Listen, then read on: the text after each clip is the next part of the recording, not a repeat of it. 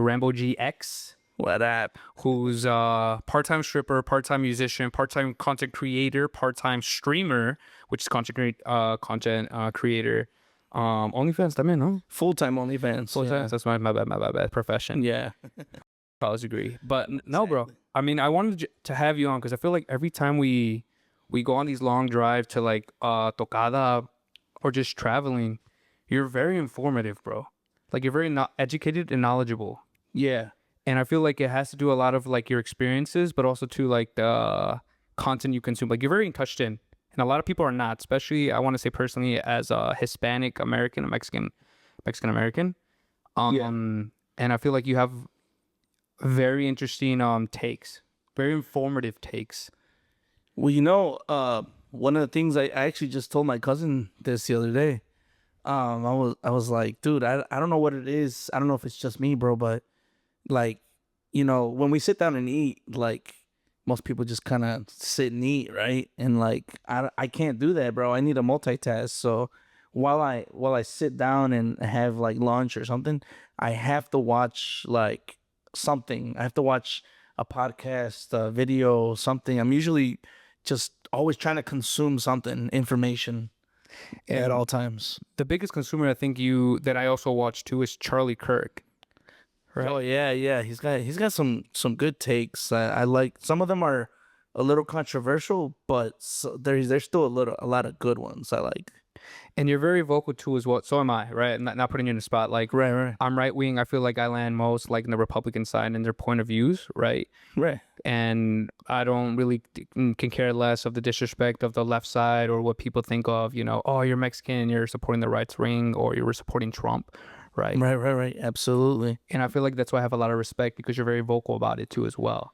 I think more than anything, like, I don't know about you, but like most people, they associate themselves with a side and they make it their identity. Mm-hmm.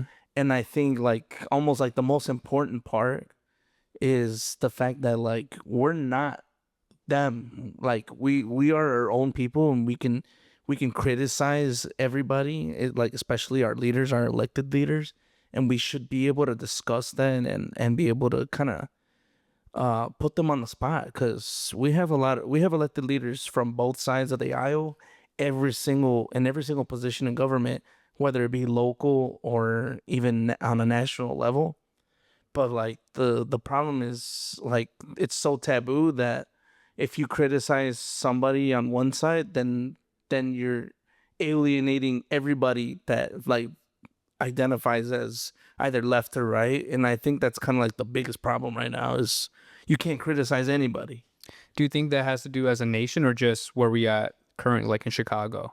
I think it's social media, bro. Like the whole cancel culture. Honestly, like I think cancel culture should just die, because personally, in my opinion, like, so what if that person has different views than you? I mean, like, this is a controversial take, and I'm not defending these people, but like people that have really outrageous views, like somebody that might be, maybe racist, and like maybe not like criminally racist, but like maybe some dude he just doesn't like other races or whatever. Mm-hmm. Like, I don't think we should strip him of being able to provide for his family, like work and still have like be able to live his life. Like, I think that's kind of like what the First Amendment is freedom of speech. And like I don't agree with what those type of people might think, but they have every right to think that way. That's a God-given right, and I think that's the most important part. Is we got to understand that these rights are not given to us by anyone else. They're given to us by a higher power, whoever it is. 100%. And also too, we were both born here in America, and I wanted to go off like the first question too. So obviously President Trump's now our president, right, as well. And there's this big issue with the mass deportation. And before we get into that topic, I want to say, for people that don't know you're upcoming, everything you have, you worked for. You started working at 13 years old, and you started doing this by yourself with no school. You didn't finish high school and you don't have a college education, right? Right. But you worked for every single thing that you have right now, especially where we are, and you've created the platform, your identity with the music. yourself. Just putting that out there for the people too as well. So before they say, "Oh, you're privileged," all that. No, you worked for it. I wish, man. I mean, you can. I mean, I still think that the entirety of everyone that lives in the United States is privileged. Mm. I still do believe that because they don't have freedom of speech in other countries. They don't have they don't even have running water in some places. So we definitely are somewhat privileged, but people take it to an extreme level. Like, oh, like you wouldn't be anywhere if it wasn't for this. And it's like I got everything on my own. I bought my first cell phone at the age of 13. Like people don't know that story about me, but like I had bad grades, so my mom wouldn't buy me stuff, right? And that's like, who would buy them something, you know? Yeah. You're not doing good in school or whatever.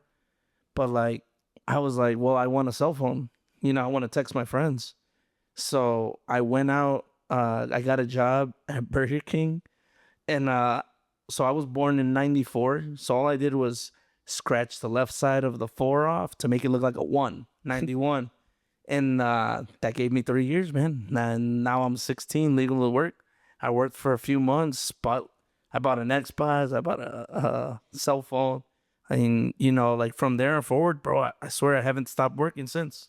Now at this time, you don't put 94. Now you put like 2002, right? Yeah, now I add 10 years. It's like, okay, or subtract 10 years. It just get too serious. But I only added that part just because I'm just like, I want to talk about deportation, right? Because Yeah. many people are gonna be like, that's because you were privileged being born here. You don't understand my side. But we both have families on the other side or currently here. Yeah, I have them. Like next door, like right here, bro. They're right there, and I want to do everything in my power to make and to keep them here. And that's the thing. Like, there's still issues that I'm conflicted on, and I would actually love to have like kind of like a conversation with Charlie. Like I said, Charlie is a little more extreme, right? So he says we should just deport them all, right? I'm not with that entirely. Like, I understand, like, yeah, they're all illegal. But like the people that have been here for 20, 30 years, like you can't really do anything there, right? Like, bro, they've been here too long. They have nothing to go back to, at that point. But like I get it. It's not America's fault that they took the risk. So I guess my thing is when you come like that, there's a risk and you just kind of have to accept it. It's kind of like if you're going to go commit a crime, accept the fact that you're committing a crime. Like, don't act like a victim. Like when push comes to shove, like just kind of accept it, be a real person, and own up to your mistakes. That's just kind of what happens. But I went way off topic, but going back to like the deportation stuff, like either way, that's Charlie's view, and even he said, "I know it's not gonna happen, but that's what he wants, right?" And that's kind of why I like where JD Vance and Trump they said in interviews, and a lot of people don't watch full interviews. Like I said, I sit down to eat. I like to watch stuff, so I watched full interviews of mostly Trump and JD Vance, right? Because Kamala didn't do enough. She didn't. She did a 60 Minutes one, and it was full of nothing.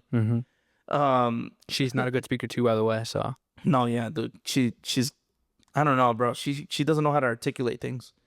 But the thing is, in their interviews, and they said it multiple times, they're like, we want to explore a pathway for the people that have been here for 20, 30 years to get legal status. They said they want to explore a pathway. They said it before they were even elected. They never said anything about kicking out DACA. They said that anyone that's here, like that's been here for a long time and hasn't committed crimes, they want to explore a pathway. And everyone that has committed atrocities, bro, like murder, theft, things like that, that are higher up on the scale, that they want to just get them out, and I'm in total agreement with that. I'm like, if you're in somebody's house visiting, because technically that's not your house, right? If you're visiting and you're causing problems, you're gonna get kicked out of my house too. So I might get bashed for this too. I'm sorry. I might get bashed for this just because they're gonna be like, oh, but you're Latina too as well. For me, So I feel like we're getting a bad rep now these past couple months or past years because I'm seeing a lot of Venezuelans being in, but also committing more crimes than what I see compared to Mexicans, right? And this, I'm not trying to be Mexicans versus Venezuelans. We're Latino end of the day, right? Right. But I feel like once a Venezuelan commits a crime, the whole news label it as, Mexicans. It's like you speak Mexican, you speak Mexico. I don't know if you Yeah, heard that. they Yeah. they always try to aim it at us Uh-huh. and as Mexicans and stuff, and I'm like, they're not even talking about us, to be honest. The thing with Venezuela, and it's like it kind of sucks, but they're in their country. They've been having really bad problems to the point where like they would get robbed just going to the grocery store, walking home with groceries. People would steal your groceries. Like that's how bad it's gotten over there. That they think it's normal to just do that. Like Mm. they're in fight or flight instincts are kicking in, and they've been going through that for a long time now. That when they came over here, it's like some of them still had that kind of kick in. Like, oh my god, that guy's walking out with like 2 gallons of milk and eggs and is by himself. Oh my god, like I gotta take that. Mm-hmm. But the thing is, that's kind of like the point of like they want them to go through a legal process, because they said, I forgot who I heard this in an interview. They said that they want to make sure that when somebody moves here, they assimilate to American culture. They don't want them to kind of bring their culture over here. It's kind of like they want them to assimilate into American society and become a worker, taxpayer. That's our society here. That's normal. But the thing is, over there, it's like it's different. It's different everywhere else. Any country you go to, it's completely different. So It's tough, and I'm hearing you out too as well. But it's just tough for me because I hear a lot of conversations just saying on both ends, just saying, yeah, we should take away the rights. We should deport all the immigrants, even the children that were born here. They should go back to the country. And I'm just like, okay, that's kind of harsh. But like in my opinion, like I said, they label it based off what I guess are the Venezuelans. I want to say I don't want to attack them, but that's what I keep seeing on the news resurface. And then they label us as a whole, and that for me it just makes me kind of upset because I'm just like, hey, you can't go off one group and then make it as a whole, right? Like comparing us as a whole. But like you said, everyone has their own point of views of how they want to do it. And that's why I wanted to touch it because right now, recently, I was gonna ask you, how do you feel about Zelensky conduct during the press meeting last Friday with President Trump and Vice President JD Vance? that one's a good one, man. Because I haven't completed watching the full interview yet. I've seen other like a bunch of parts. Obviously, the media only shows the end, Mm-hmm. right when they start, kind of shouting at each other. But I was watching other pieces too where they were like, because I just haven't had time to watch it because it's so recent. Mm-hmm. But I did see that basically Zelensky was trying to say, but I want security at the border. And it's like, well, Trump is like, no, no, you don't. No, what you need is a ceasefire. And then, like, basically, it's kind of like Zelensky wants us to be right there, ready to fight. Mm-hmm. He basically wants us on his battlefield. And it's like, well, no, if you get a ceasefire that stops the bullets flying, and then you go into negotiations. But he wants to go into negotiations before a ceasefire. And it's like, that's not how it works. You kind of need bullets to stop flying before you sit down and negotiate. Because if you're in the middle of a negotiation, right, you're talking, Mm-hmm. and then someone comes in your ear, hey, they just bombed Kiev. Like, bro, the negotiation is gonna go to shit. Like, you need a ceasefire first. So it kind of makes sense. Trump was like, we need a ceasefire. That's what your people need because they're dying. And in all honesty, like, so like Ukraine would have been destroyed by now if it wasn't for the U.S. support. And so it's kind of like what Trump is telling him is like, bro, you're trying to demand things, but you have no cards to play. You don't have anything to offer really. And and if we leave, you're gonna be left like the como el perro sin las dos tortas, is what they say. So it's kind of like, dude, you need to chill out and just accept the ceasefire, and we'll go from there. Because it's kind of like if a bully comes in and is picking on you, and you ask your older brother to come in and save you, like your brother's gonna tell you, hey, well, you got to give me your lunch. You got to give me your lunch money for the rest of the week, Yeah. or oh, you got to wash my clothes for a week. Like they're gonna demand something because you obviously are not in a position to negotiate. Mm-hmm. Whatever. So it's kind of like that. Like you can't really come in demanding stuff if you don't have any cards to play, and I think it makes sense. It's all negotiations, like because there. What's the benefit of us getting involved? To be honest, like Russia's not a superpower. We kind of realized that during this war, like they couldn't even go through Ukraine. So What would you just think? We should just cut off all full funds, or do you think that would just backfire on us if we just stop completely funding Ukraine? the problem the problem is not funding Ukraine. The problem is he wants to continue the war.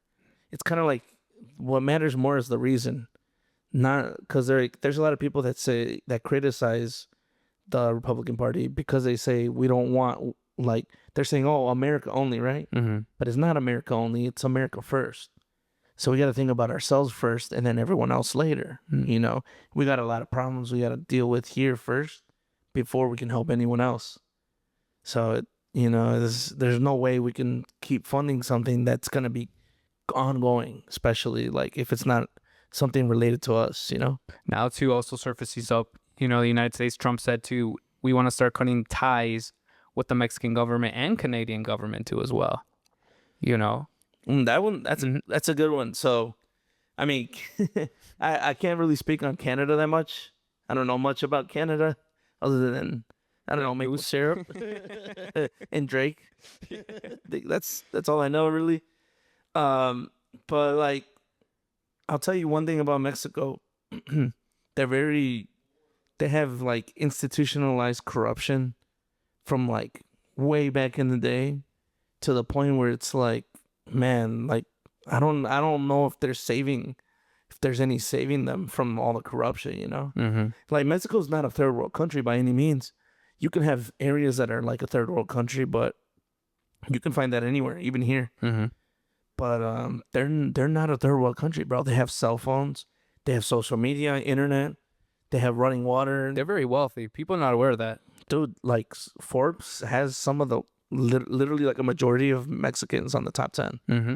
So Mexico is wealthy. They're definitely not a third world country, but they do have a lot of problems and corruption. And I think that's something that, man, like, see, one thing for me is like I'm a huge two-way advocate, like Second Amendment. Like I believe that, and I firmly believe this. Since this might be a hot take, but if they gave the Second Amendment to all citizens in Mexico, I think things would change over there. Mm. Because the only people that have guns right now is the government and the cartels. Mm-hmm. They disarmed all the citizens. I remember I was living out there. I lived out there back in I think it was 2010, and they came by, knocked on everyone's doors. The military came by and took everyone's guns. They disarmed the entire population, bro. I was there, bro. I wasn't home. I ended up going on a road trip with my dad to another state. Mm-hmm. So when the day that they were rounding up all the guns, they were in my hometown. Mm-hmm. And I remember like a lot of my friends, like just because they were like dressed, like gangbangers, Yeah. they got beat up by the soldiers and stuff. Cause they were just like, oh, you think you're tough, huh? Boom. They were beating them up and everything. But for the most part, they came in, disarmed everyone that opened their door, basically. Like no one knew like not to open their door. It was a normal day. And everyone got disarmed, and it's like after that it's only gotten worse. Like, Do you think they disarm them because they're scared that they're going to go against the cartels or the government themselves, like the civilians, you want to say? the thing is, back then it was kind of like there was the cartel war going on. So a lot of the actions that they took were basically to weaken other cartels and strengthen one cartel. Okay.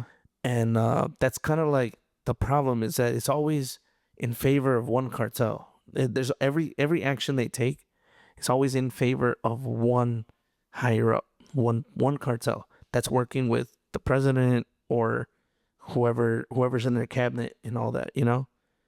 And so we have this issue where They just do whatever the cartel says, right? And that's why I'm like, if everyone had arms in Mexico, they would stand up to the cartels. And people say they wouldn't. They're like, no, no, they wouldn't. There's already towns that do it. Like they don't let the police or the cartels into their towns. Mm. There are towns that already do this. So imagine if we made sure everyone had the protected Second Amendment right in Mexico. They would topple that government like probably in the next couple years, because like it says in our constitution, like the point of the Second Amendment is so that if the governing body is unable or unwilling to govern us, Mm-hmm. or to effectively govern us, or we feel that they are no longer capable of governing us, then we should topple the government and create a new. And I think that's what Mexico needs to do, because it's so corrupt. I don't think there's any saving it. I think it's just done for. I think it's a disease that's taken over the whole body of the whole host. With the new president, I feel like it's a little bit too early to see where it's going to take place, where everything's going to take a turn. But I did want to touch, like, if we do cut off ties with Canada and Mexico, I feel like America's kind of fucked, bro. Like, yeah, we have a lot of resources and money and a lot of imports coming in from other countries, but like Mexico, and I don't know much about Canada, but I know Mexico, all the goods are coming over to the America.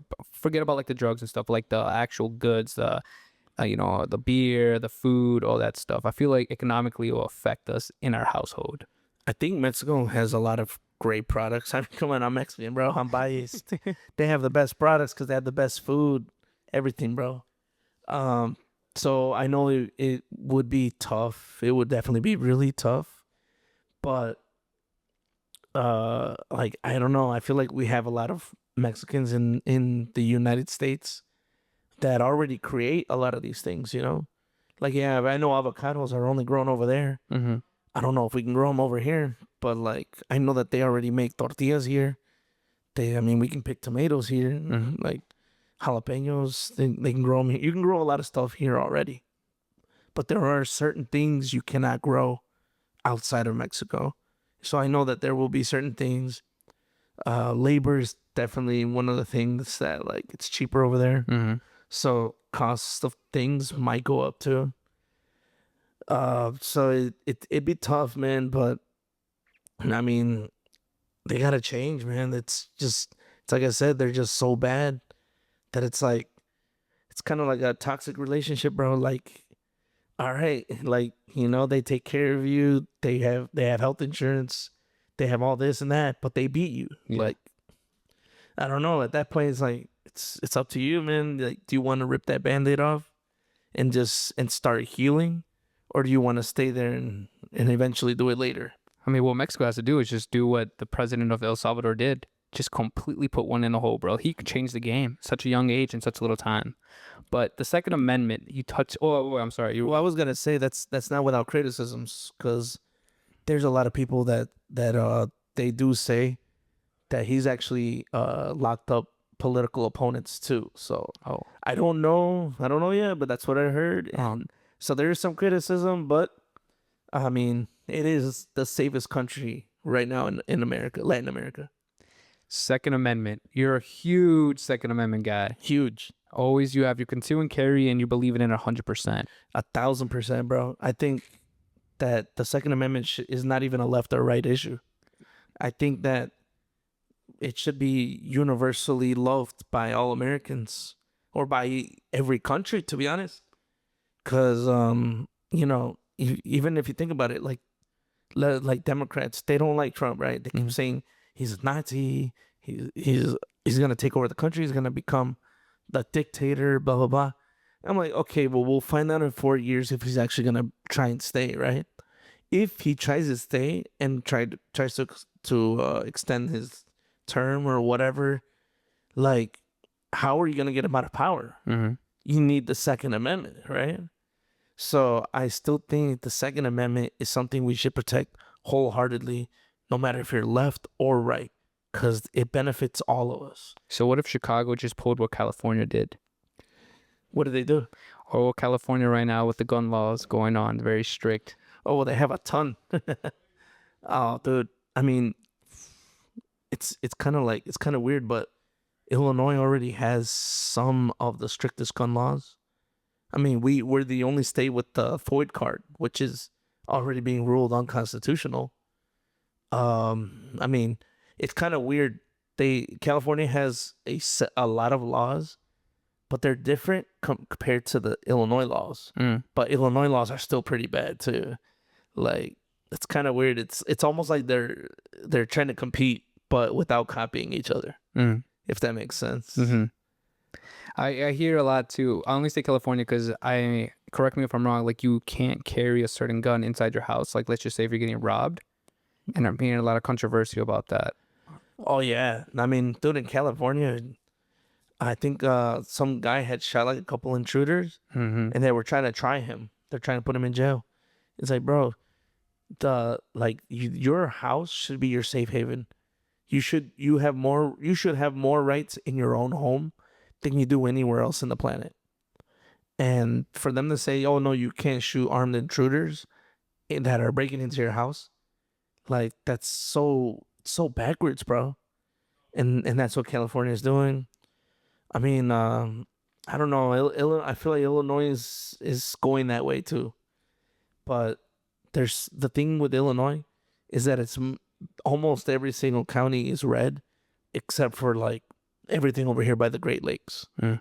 So it's kind of like we're Illinois is pretty red. It's just we have a lot of people in Chicago that basically dictate the state. Taxes. I saw that Trump wants to abolish taxes as a whole. I think it's a great thing, but then I see all the people in comments saying that's horrible because that builds our railroads, that builds our streets, our buildings, our community centers. But what do you think about that? Where Trump is taking the executive decision to take away taxes? So I mean, it depends. What taxes are you talking about? Income tax or I think it's income tax. because if it's income tax, I mean, I'm cool with that because on the state level is where they build the roads, where they build schools, they build everything. They literally build it with state taxes, state property taxes, and state income tax. That's how they do a lot of things in the state.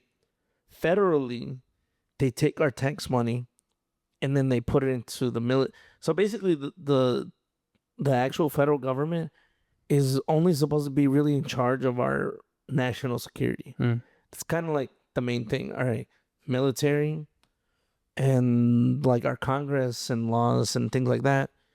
But the problem is it's become so inflated with all these bureaucracies that serve no one, that do nothing, and then they answer to no one. And that's kind of like where all that money's going. And I'm like, well, to be honest, if they could find a way to fund themselves, like fund the military themselves and fund like the Congress people, like they get a salary of like what is it, 200K a year, 300K a year, and somehow they have net worths of like 90 million. Mm-hmm. So there's already something wrong there, you know. So I'm like, you know what, give me my federal tax money back, you know. I think it's better in our own hands than in Congress's hands, and a lot of it's just poorly spent. I mean, anyone that knows like government workers, they know government is not efficient. Like my cousin's a landscaper, right? Mm-hmm. He's got his own company, and they're fast. They move fast. They go house to house. They take care of business, you know. And they're like, man, when somebody ends up going working for the city, they just they just drive around. They don't do anything, bro. And they get paid more than people that actually work in companies Mm. because that's how government works. They're just like, here, just pay them and have them do stuff, and then Nothing gets finished. and nothing ever gets done. It's kind of unfortunate too. I want to touch on this when Americans on the streets complaining that they're not getting enough money. Like just say you see people like, well, last time we went to California, we saw a lot of homeless on Oh, university grounds. So it's crazy. And then when you speak to these people, they always say there's not enough or the government's not giving them sufficient funds. What are your takes on that? We're giving like, the link card, all that. I mean, I guess it depends which state you go to, because every state has kind of like their own way of doing things. But Like California, for example, I know that they spend billions and billions of dollars on homelessness and nothing gets fixed at all. Like I think they spent billions of dollars on like a building Mm. that had like 40 units or something like that. Um, and I just think that sounds ridiculous.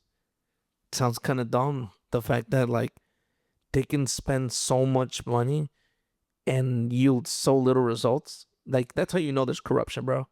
It's corruption. And to be honest, the housing crisis is a big problem. I don't know if you've heard of Meet Kevin. He's on YouTube. He's actually talked about it. He tried running for governor Mhm. actually in California. He was talking about how the problem with housing and why it's so expensive is that it's such a nightmare just to build or remodel because you need a permit here, you need a permit over there. You need like 1,000 permits just to build a house, and then to get each permit, like they take months to years. So it takes so long just to get a permit to build a house. And that's insane. It's like they should just be able to just build, or at least California, like you charge so much in Texas, why can't you just move on these permits? So he was actually running for governor. He was kind of saying he wants to get rid of like or try to downsize permits, try to kind of get rid of all those obstacles that come with building, Mm. so that California can build more houses. Because right now there's a very low supply and a high demand, and that's kind of what's building the pricing of homes over there. They just keep going up and up and up. Dude, a 2-bedroom house, you're spending $1 million. Like, what? That's crazy. It's nuts. Like, I don't. I'm not paying that. I'm not earning. I can't earn enough to pay $1 million for a house yet. Yeah, soon though. Soon, no, bro. 2025. We always say 2025 is gonna be the year, no matter what. Facts. Big It's of forwards. But Rambo, I told you like it's gonna be like a 30-minute one. I just want to get a little, a little touch on like what's gonna go politically, how's everything's going around the world right now. Because I feel like you're one of the guys that's very qualified right now that I know, that's really informed too as well. But Rambo, maybe we could do a part two of we'll go more into depth into Charlie Kirk's we want to say his opinions mostly and other creators too as well. Yeah, I like I said, man. I like the man. I think he has good ideas and he's really good at articulating arguments. He has some views that I'm like, maybe not that far, but I would love to have a conversation with him and kind of go through that and maybe even challenge some of his beliefs too. Because like I said earlier, I think it should be okay to criticize anybody. We should be able to criticize anyone and kind of discuss things, because it's kind of like marriages. When you stop talking, that's when it ends in divorce, you Mm. know? And when countries stop talking, we end in civil war. So I think we need to start opening up these conversations more, especially political, and stop trying to make everybody seem evil when deep down we know like we could be the bad guy in any situation as quickly as that, just because we have a different opinion. Facts. All right. Rambo GX, xnxx.com, pornhub.com, JK Butt. All right, Rambo. I'm going to cut this one. All right, bro.